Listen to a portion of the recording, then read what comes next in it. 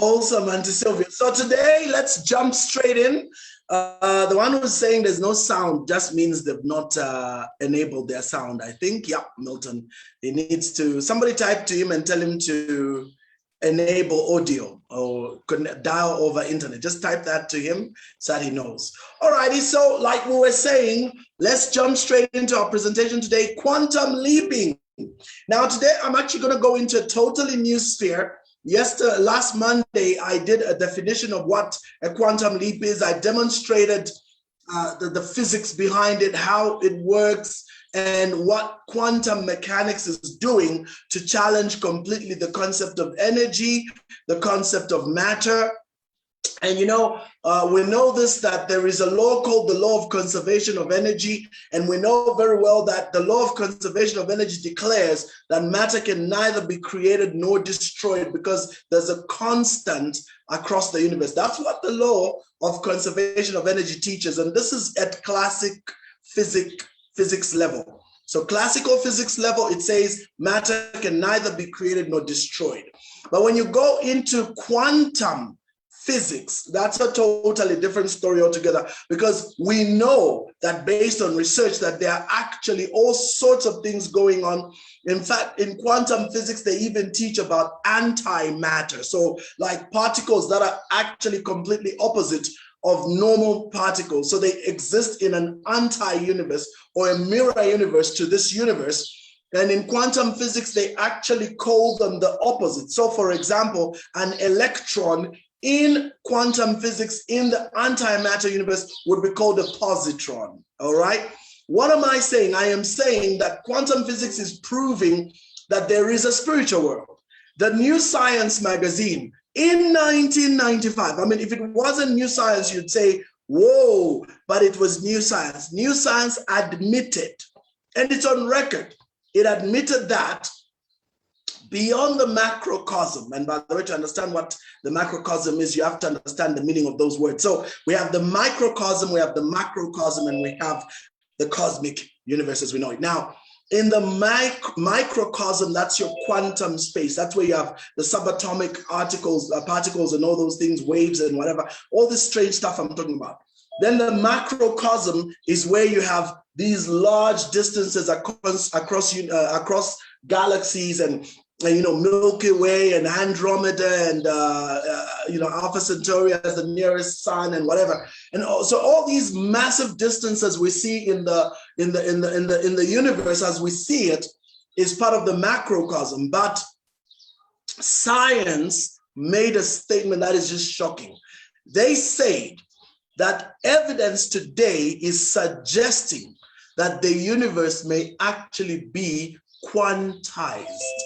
Now that word quantized means it is measured in bite sizes. And if you remember last time I told you that we actually have a very interesting setup, because at quantum level, there is ultimate minimal quantity. We learned that time is not infinitely small. It reaches a point called Planck time, meaning 10 to the power minus 46. We learned that there's, the ultimate smallest mass is called, Planck mass, which is 10 to the power minus 46. We also learned that there's Planck distance or length. And then all these things began to show us that beyond that, you can't break. And if you go beyond that, then something happens. Matter disintegrates into subatomic particles, which now create very strange properties which are difficult to fathom. So the scientists say that there is proof to demonstrate that the entire universe may actually be a digital construct.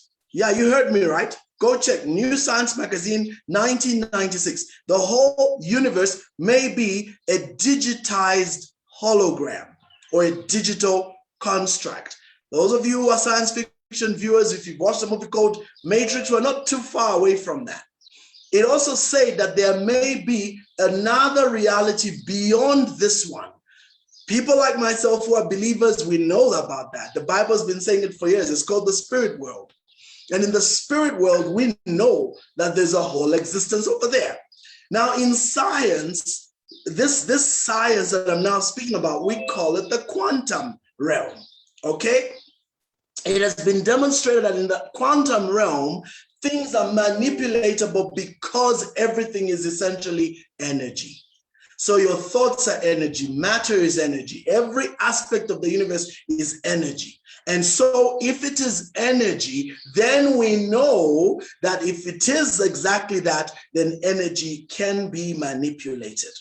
And that's what, when I speak about the quantum effect, I'm basically saying that it is now no longer an argument that matter and nature as it stands is manipulatable and, more interestingly, is a digital construct. And if it is a digital construct, then what lies beyond that? The term that I've come to love to use, which I learned from my great mentors since passed on, Dr. Chuck D. Missler, he used to call it the metacosm.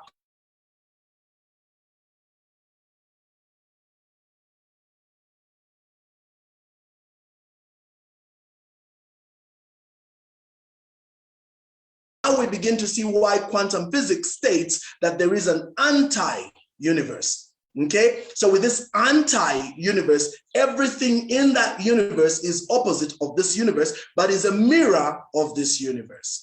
Now, I don't want to even go into the topic about multiverses and all sorts of things. Let me just stop there, because what I want to show you as we go into quantum leaping is, and everything to do with this quantum presentation, is that this realm that is unseen is very manipulatable.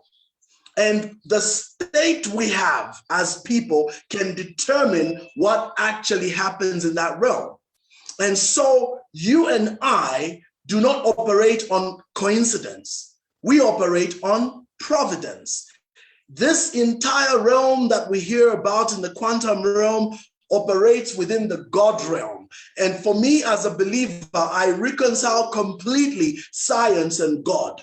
And we see that this concept of quantum leaping is very much real. And once we begin to grasp that we live in a universe that is a digital construct which has a metacosm, and that metacosm operates on the premise of energy, then you can begin to understand the concept of vibology, or vibes. You can begin, or vibrations. You can begin to understand the concept of thought power.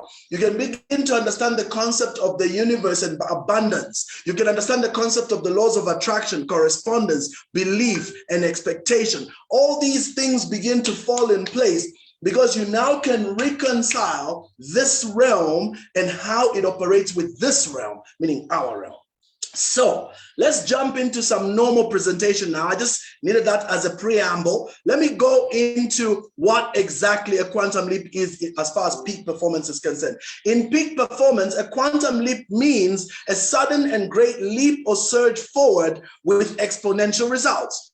For some, these may look like luck, but again, studies have shown that it's not. All that takes place is a strategy of execution. And I think we really need to stress that. People call it luck. It's not luck. I have shown you in quantum mechanics that they proved that this sudden random, seemingly random appearances of atoms and matter from out of nowhere, they call them quarks. This sudden appearance of matter was A, not random, B, can be predicted, and C, can even be controlled. Now that was a shocker. This is something that was learned in the 90s, just recent, about 30 years ago. Scientists proved that you can actually manipulate the appearance of quarks in a lab, and you can control that. This is the reason why there's been so much money spent in particle accelerators, because the idea behind those particle accelerators like CERN is to obviously disintegrate matter into pieces, into these millions and billions of pieces, in order to understand what goes on at that subatomic level. I am here to tell you that that whole realm that we're in, this whole realm is manipulatable, and it's manipulatable by the power of thought. Now, let's come down to earth. Let's speak about some fascinating facts that we're seeing today, which were like science fiction some 40, 50 years ago. Today's top smartphone has the same computing power as the entire world's computing capabilities in 1970. Can you imagine? This phone I'm showing you today has far more computing power than all the entire computers in the world in 1970, 2 years before I was born. Think about that. Today's dumb phone, this one, today's dumb phone has more computing power than the computer that was on board Apollo 11, which was the same space vessel that landed on the moon on the 20th of July, 1969. Think about that. My dumb phone has more computing power than what landed, than the computer that was on the Apollo. Newer companies, and this is true, newer companies are taking shorter times to breach the 1 billion turnover barrier. Apple, Facebook, Google, Amazon, and of course, our very own Guinness. These are companies that are now breaking barriers. Before 1 billion looked like a really distant figure. Companies were taking 22, 30, 40 years to hit the $1 billion mark. Today, it's happening in 6 years, 5 years. Now that's amazing. So what's going on? That's a quantum leap, ladies and gentlemen. The rate at which nanotechnology, specifically these 4 areas, is growing, specifically biotech, robotics, nanotech, and AI. These are growing at exponential rate. We are, at one point they used to say that technology doubles every 2 years in terms of its growth, in terms of capacity, chips, like, the core Intel processors and things like that. But this rate is working faster and faster, such that all the rules are being thrown out because the rate at which processing power is growing is exponential. In fact, exponential is an understatement. It's quantum growth. It's quantized. In the last 20 years, tech has grown exponentially greater in leaps and bounds than the entire history of mankind since the invention of the steam engine around 1712, 289 years ago. I mean, for me, I find this kind of data absolutely mind-boggling. Something is happening, ladies and gentlemen. Now, ask yourself this question. What do you think is going to happen when 5G finally settles in? You see, 5G is going to bring on the fore new technology never before imagined. We're going to have something called virtual or augmented reality. I want to explain what that is. We're going to have network-based RAM, random access memory. Right now, RAM is sitting on hardware like this. RAM is sitting on the computer that I'm speaking to right now. But these things are going to shift. RAM will move out of this gadget and sit in a network in the cloud. That's what 5G is going to cause. AI is going to move to the next level. In fact, as I'm speaking to you, we are at the cusp of what science is calling general AI. And in general AI, the way artificial intelligence works is going to completely take a new direction. Scientists call it the singularity. I will not go into details explaining what that is.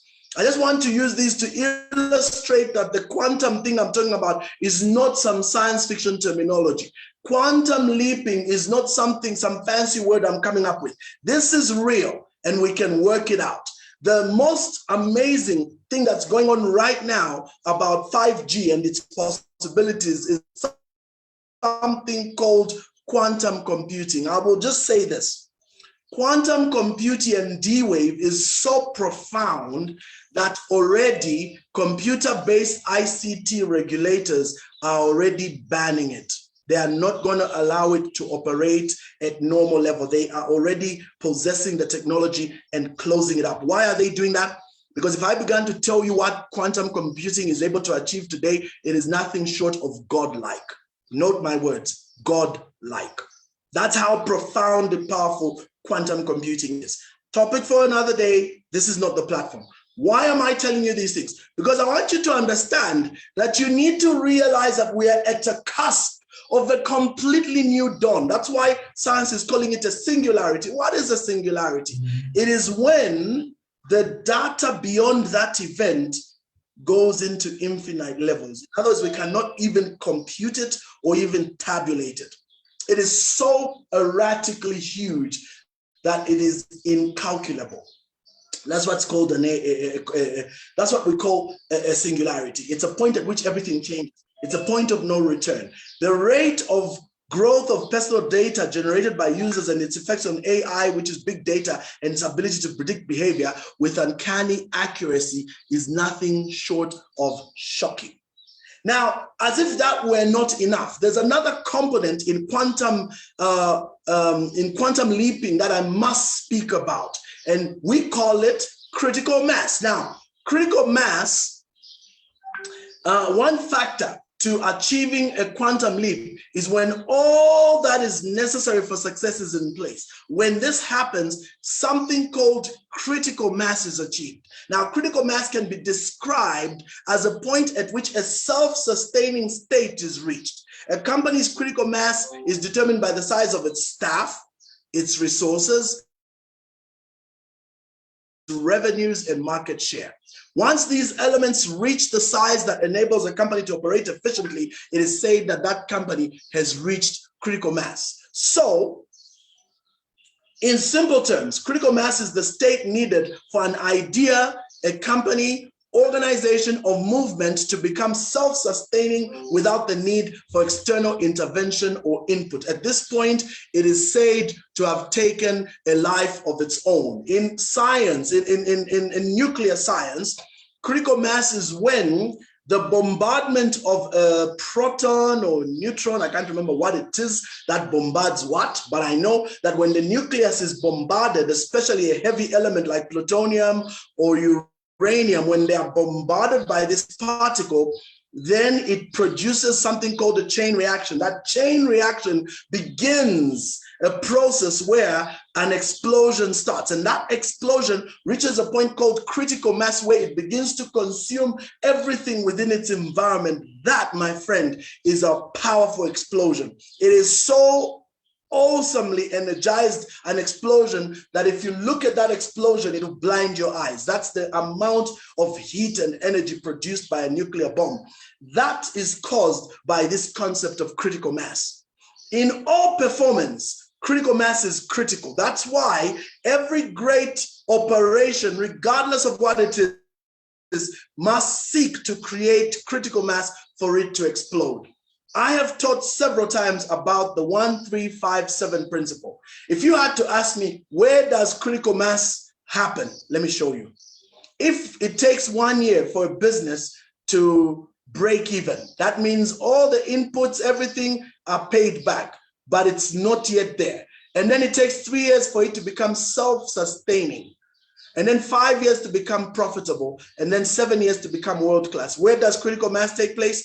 Between sustainable and profitable. But even more importantly, between profitable and world-class, because somewhere here, because it can be profitable but still not have achieved any form of critical mass.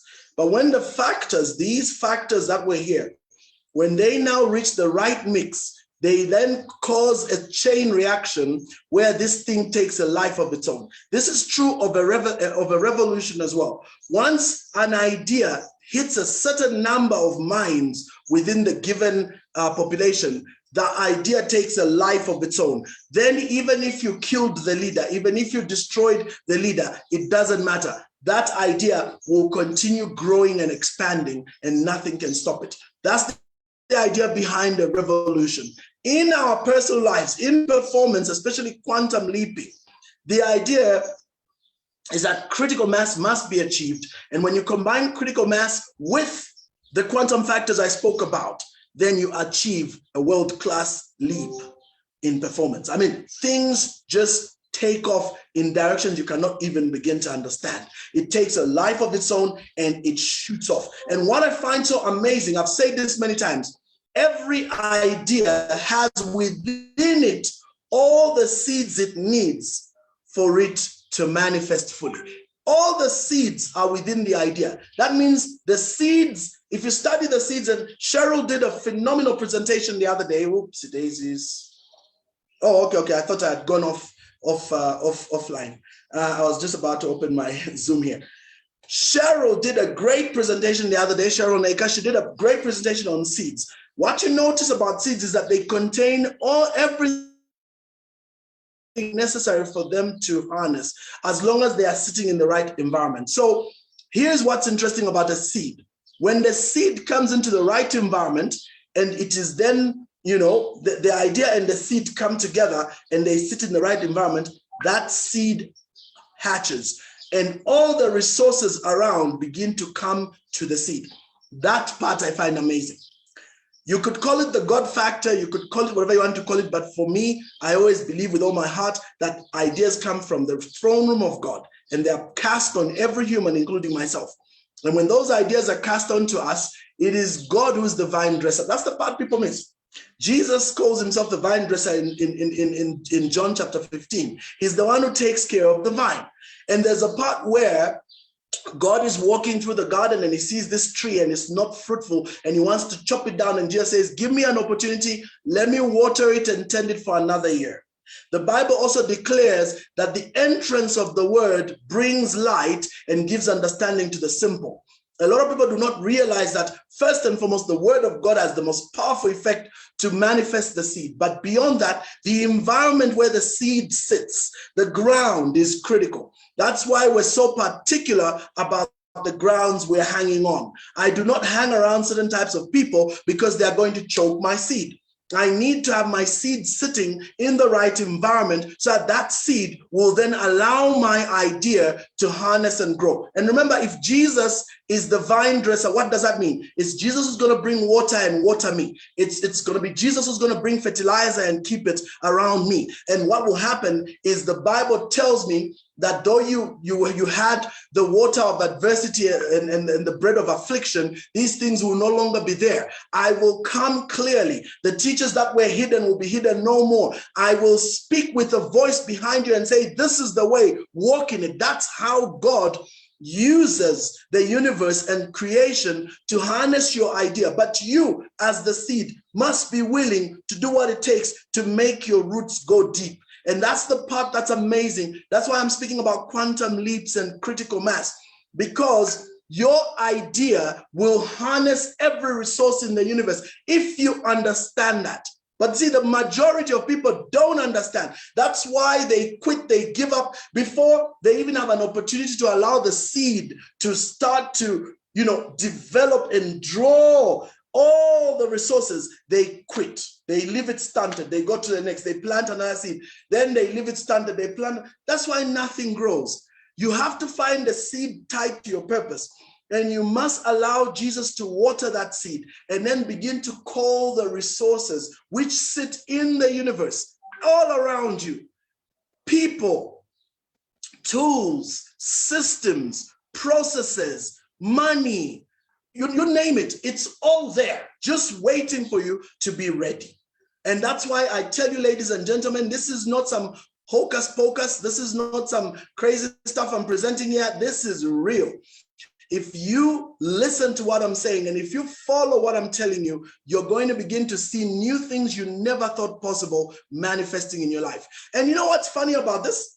Quantum leaping is also principles. It is something that obeys the laws of the universe. So whether you're a believer in Jesus or you're not is immaterial. These are universal laws. They were put in creation by God himself, and anybody who understands and then plugs in will harness them.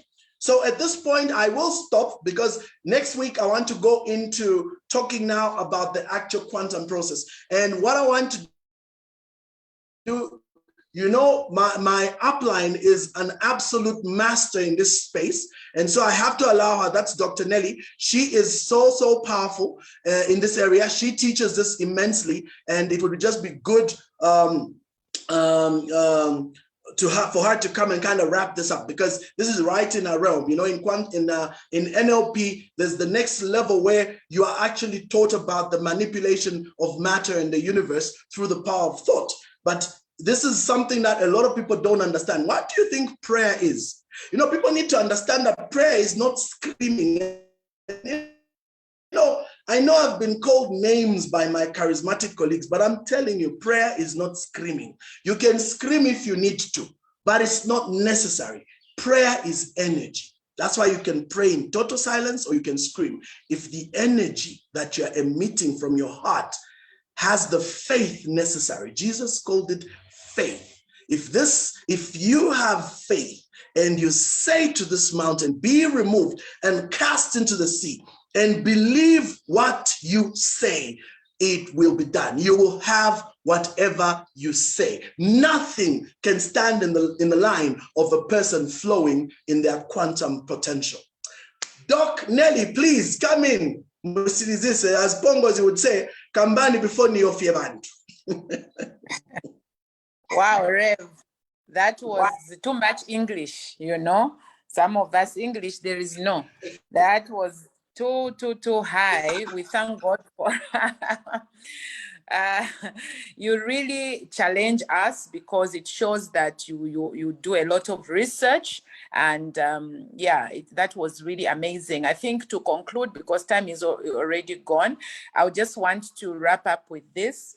Watch your thoughts, okay? Because it is your thoughts that become words. And whatever you consistently talk about, usually you talk about things you don't want. I don't want poverty. I don't want my husband to do this. I don't want my children. As you talk about those things, your unconscious mind does not know don't. So that which you talk about becomes action. And as you act on that particular thing, as you act it, it becomes a habit. That habit forms what we call mindset, or when we wear another cape, we talk about stronghold. It now forms a stronghold in your mind. And then that habit now becomes your character, and your character becomes your destiny.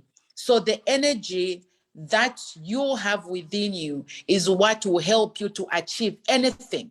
If you have negative energy, you will achieve negative things. If you have positive energy, you will achieve positive things. So thank you so much, Rev. I think we've taken some things. I was checking out my dictionary to check some of the words, but thank you so much. That was an amazing presentation, team. See you again tomorrow at same time, 7:30. We are going to have another great time. Have a lovely week. Bye-bye.